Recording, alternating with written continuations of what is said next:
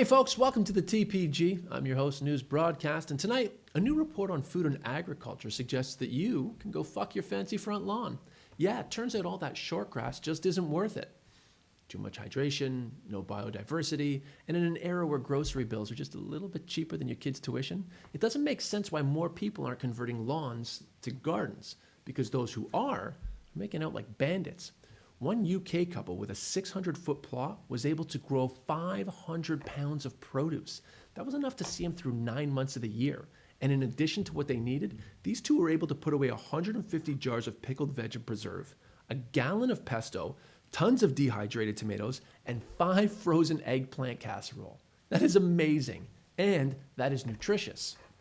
See, it turns out that all this industrial farming and general agro-fuckery seems to have left most of our produce pretty nutrient deficient. In fact, the most popular example is that you would have to consume 21 oranges grown yesterday in order to get the same vitamin C out of an orange grown in the 1950s. And on average, most produce grown today is about 38% less nutritious than the stuff our grandparents had. So, it begs the question, if a garden is so fruitful, why do we have a lawn in the first place? And where do these flaccid little ideas come from? Well, I'm glad you asked. You see, once upon a time, kings and queens were the only ones who could afford to have a lawn that did nothing. Everybody else literally had to live off of their land. And when Northern Europeans came to the New World with grass, well, it caught on like wildfire. Which is odd, because when our neighbors to the south showed up with grass, people weren't nearly as cool about it. Either way, when folks started buying homes, specifically in developments, they were sold on that same idea. They didn't have to work for it anymore. Gone were the days of toiling in the dirt on your hands and knees like a human. No, you can just buy your produce down at the local market.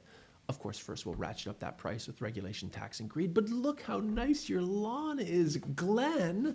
Oh, what is that, a bell pepper green? It's beautiful. And that's it. That's the lie people have been sold ever since, that the average person can afford to have land that doesn't produce food. I'm not sure if that seems to be the case anymore, but the report does conclude by saying, seriously, it's enough with your fucking lawn already. What do you need one for anyways? Just so you can yell at all the black kids in the neighborhood for cutting across it all day long? It's a bad look, friend. So in short, don't be a cunt. Get a garden.